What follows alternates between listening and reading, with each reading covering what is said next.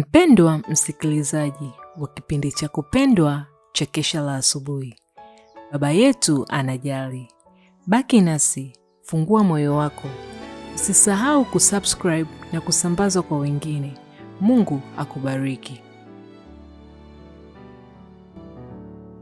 Nena Roho ni Yesu, nena kwa upole, sema kwangu kwa pendo, huachwi upweke. Fungua moyo wangu nisikie mara, jaza Roho na sifa zako Bwana. Kila siku nene vile kwa upole, nong'oneza kwa upole, upole wa pendo. Daima utashinda, uhuru ni wako. Nisikie maneno, huachwi upweke.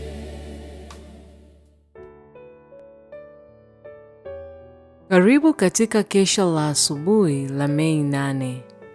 Somo lisemalo, msaada kwa kila dharura. Hebu na tuombe.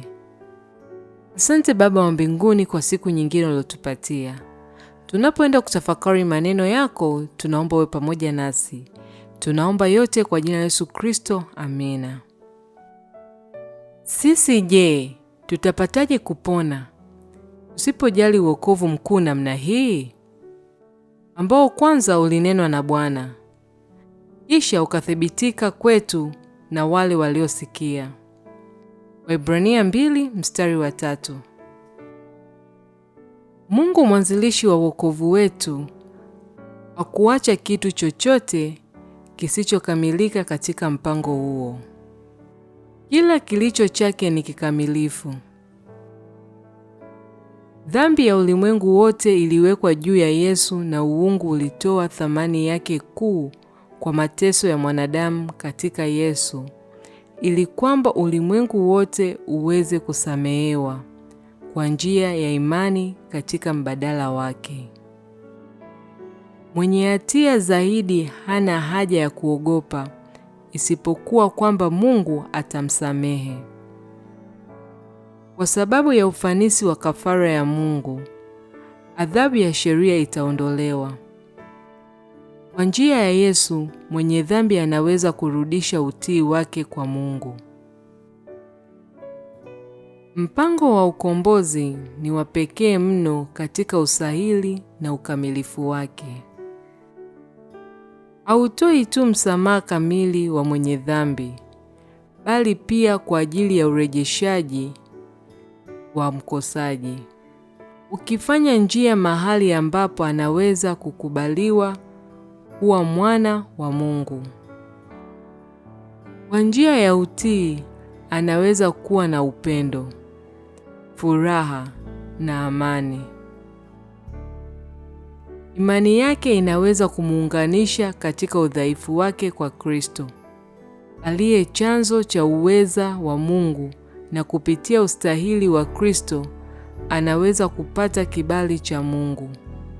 Kwa sababu Kristo ametosheleza dai la sheria na anaipatia haki yake nafsi inayotubu na kuamini. Upendo wa pekee kiasi gani! Upendo mkuu jinsi gani uliooneshwa na mwana wa Mungu.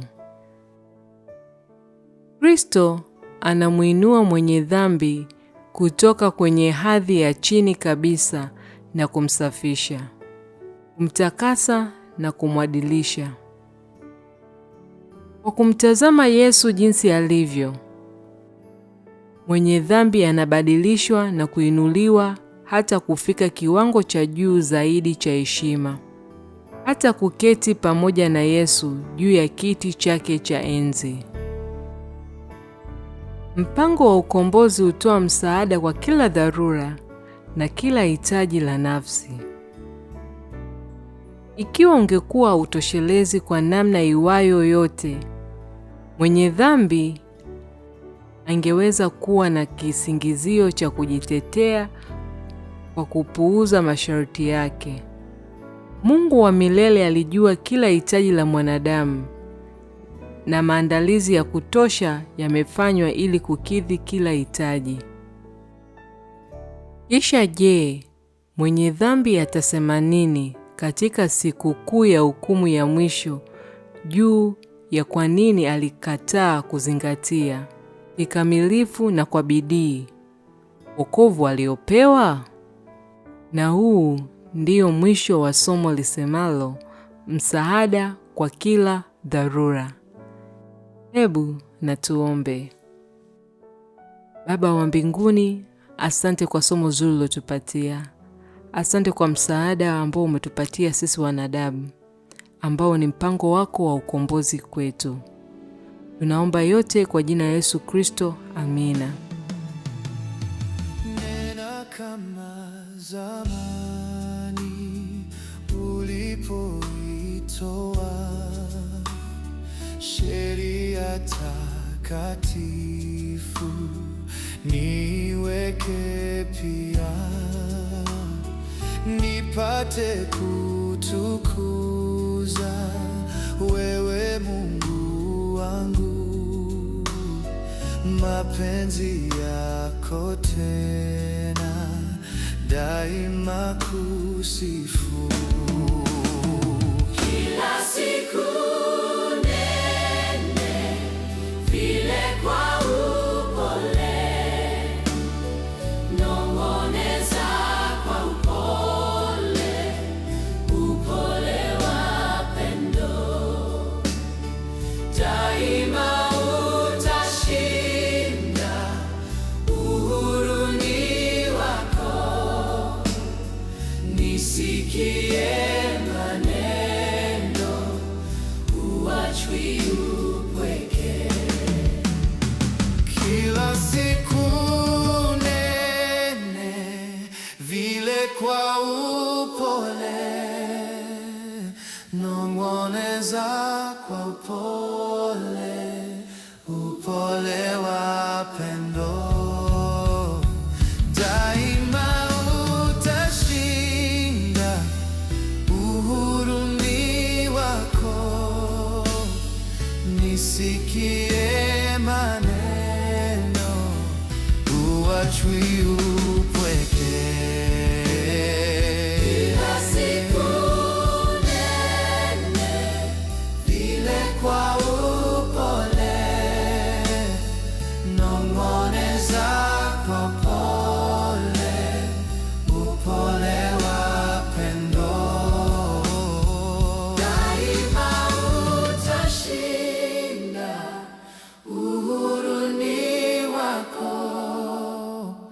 Nisikie maneno, huachwi